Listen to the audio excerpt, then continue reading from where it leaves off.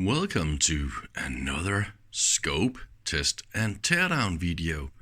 This time it's another Hameg.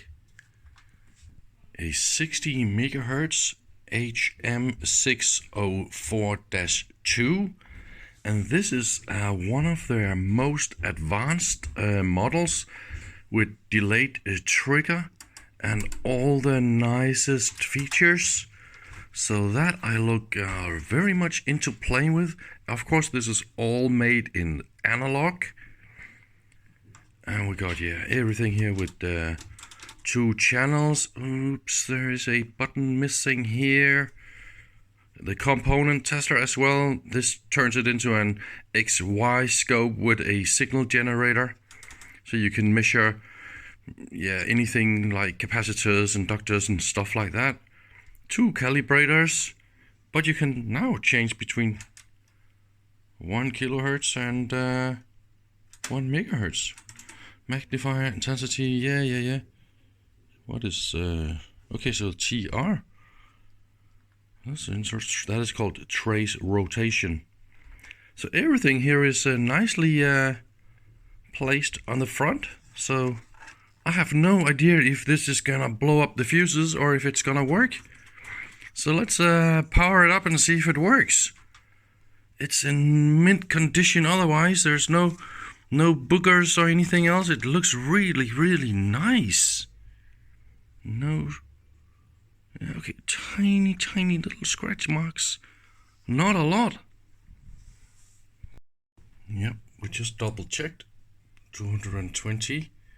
So that should be fine, and the usual nameplate, yada yada yada, is from Germany and all that stuff, so that's great.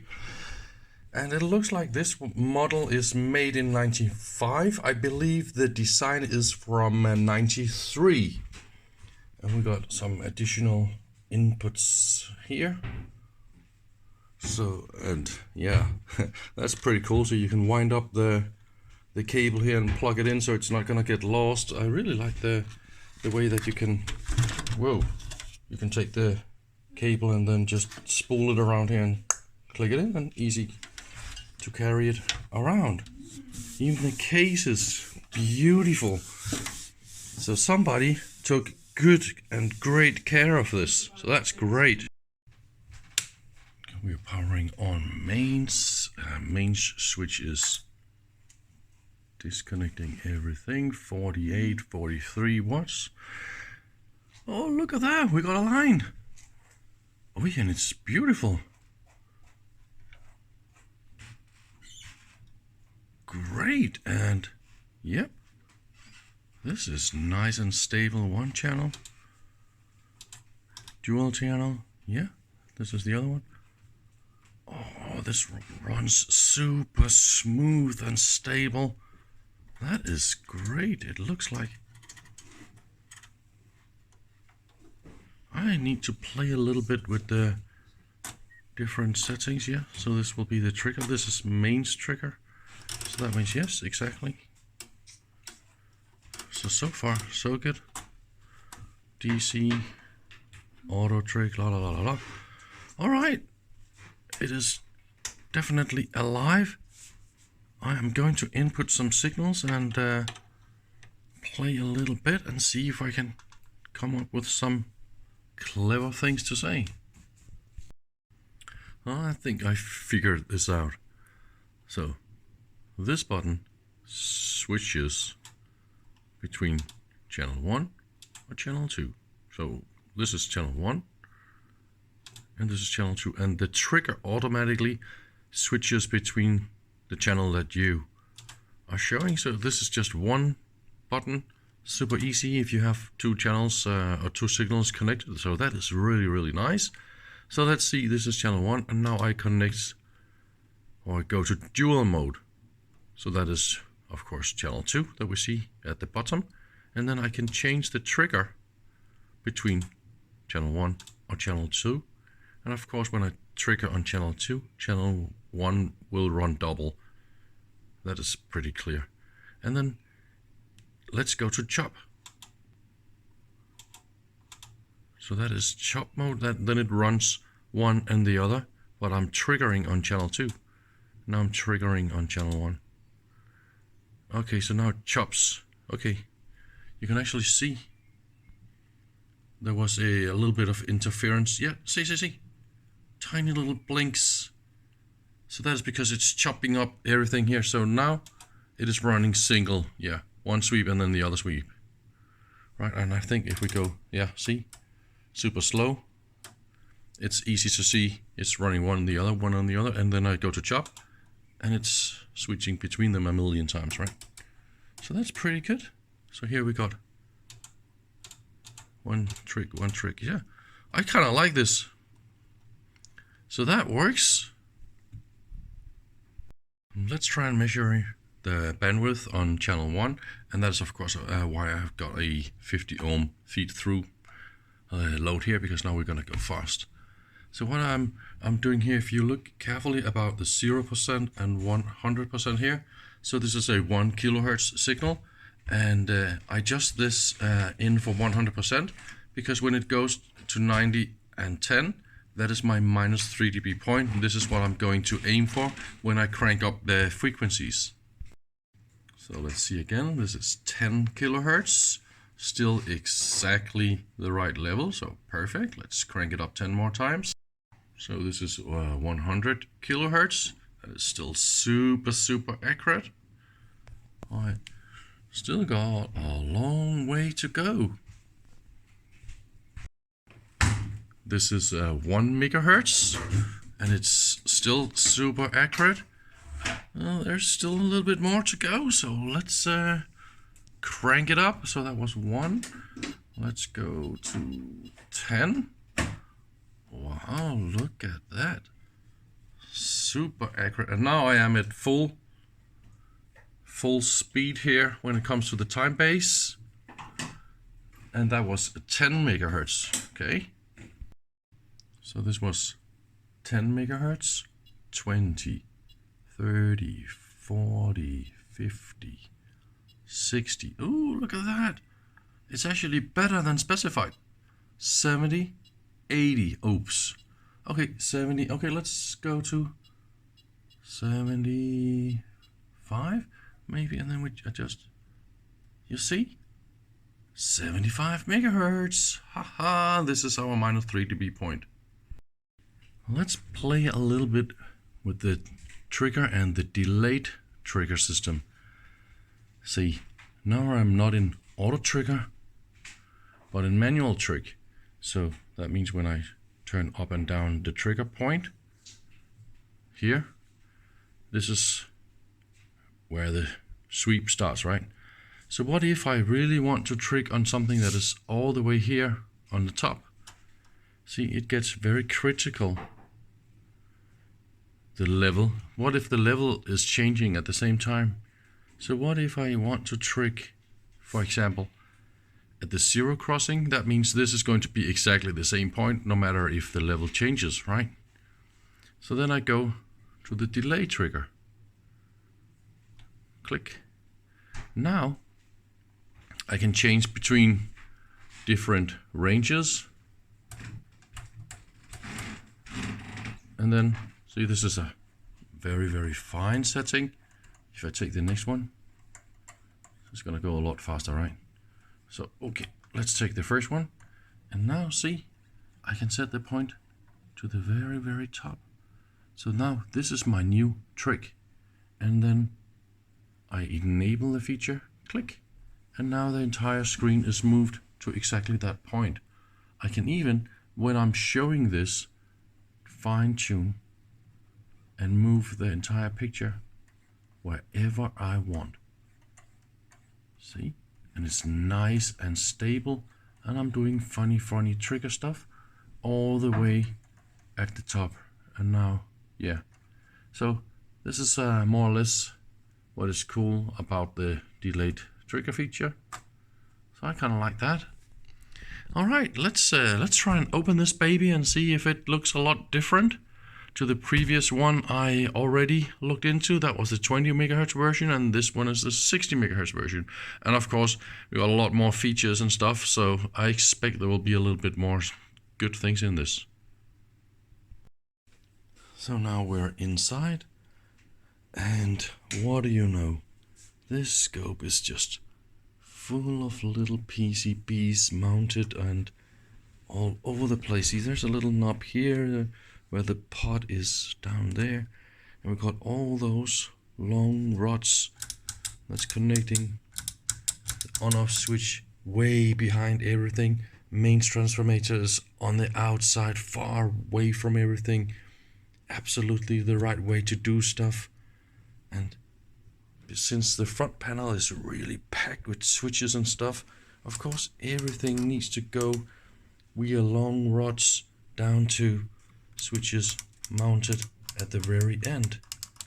See, this is the delay variable pot. It's all the way at the back, neatly mounted like that inside the shaft for this switch.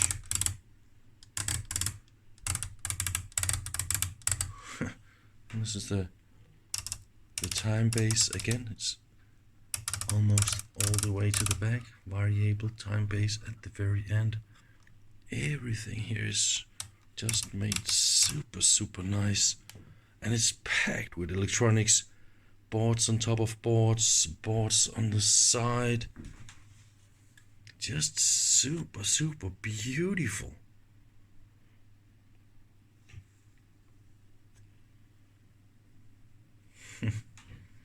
Yeah. And this is the vertical amplifier, and what do you know?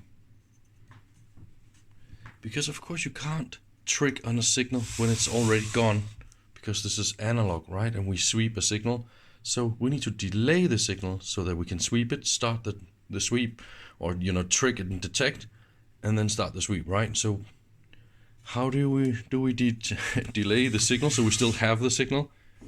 Look at that cable. So this is a balanced coaxial cable with a delay in this. So this is actually a delay line, and this cable goes around here in the inside the unit. And this is of course the vertical amplifier. We got power transistors to drive the deflection, because we need real fast voltages, and we need to pull those voltages up and down really fast. So of course they are biased really hard, and they will get a little bit hot. But again, let's follow the delay line. Goes in here. I don't know if we can see this, and it goes around in here under this PCB, and it comes up here and goes back here, and this is the signal from all the vertical selection chopping stuff. And that will be a little bit of a modification board they added up here, and that'll be the two input amplifiers, the AC/DC ground switch. I actually was looking at the AC/DC ground switching and stuff here. This scope don't have a 50 ohm input mode, and this one can actually go quite fast. So what I suggest you do is you cut the ground. Who needs the grounding feature? And then put in a 50 ohm resistor there. So when you're selecting ground, you actually have an internal 50 ohm load to your input signal, because this is really what you want when you're inputting fast signals. You want that option is really useful. And I think it's super annoying to use all those external 50 ohm feed through loads. So that could be a good trick. And see, this is the 1 megahertz, 1 kilohertz oscillator for the probe compensation. What is this doing? Okay, this is the time base X10. Focus and intensity. Obviously, this is something to do with CRT and high voltage and nasty stuff for the CRT. So let's see, it's all the way at the back. Oh man, this is beautiful. I really love the way that you create stuff like this, where switches, they are the right place, and then you connect to it mechanically That is definitely how to do it. But it's just super packed. Those can't be original. Really? It was not intended to be like that. So maybe they... Yep, and also those looks a little bit too big, maybe. Maybe somebody modified. Because this is from 95 or something like that, right? So obviously somebody could have upgraded some capacitors. See, that is the delay line, and it's quite typical. You will have a very thin inner core in this coax and a very big diameter, so that the impedance is very high. This is typical what you do in delay lines. So it's a special, and it's kind of a twisted pair or like a dual coax, of course, because we are running balanced signals. On the rear, we got all the CRT stuff and the mains transformator, the input and output for XY and stuff. Yeah, I must say, I'm actually quite impressed. Made in West Germany, when there was a West Germany. It's truly made for easy manufacture and assembly. They definitely know what they're doing. Loads of trimmers, and everything just works perfectly fine. So I'm super happy about this scope. Ooh, look at that. That's a little high frequency compensation, where you can speed up or slow down a little bit on the rise times on this voltage divider here and here, by bending this little piece of wire closer or further away from your resistors. That's an LED to do some magic. Of course, this is an all analog scope, and you really want this to measure correctly no matter what temperature you got inside, right? So look what they've done. See this little hole down here? See, there's an NTC resistor, and there's another one in that hole. See the hole? And if we look up here, that will be the 2 channels compensation, or some kind of a level thing. So they will measure exactly the right level no matter what temperature we got inside this unit. But it's funny, they found out if you put the sensors like this, then you just get the best compensation. They could have put the sensor on the board, but I think this is exactly what they wanted to get it a little bit better. I just love to find those kind of funny things, cool solutions.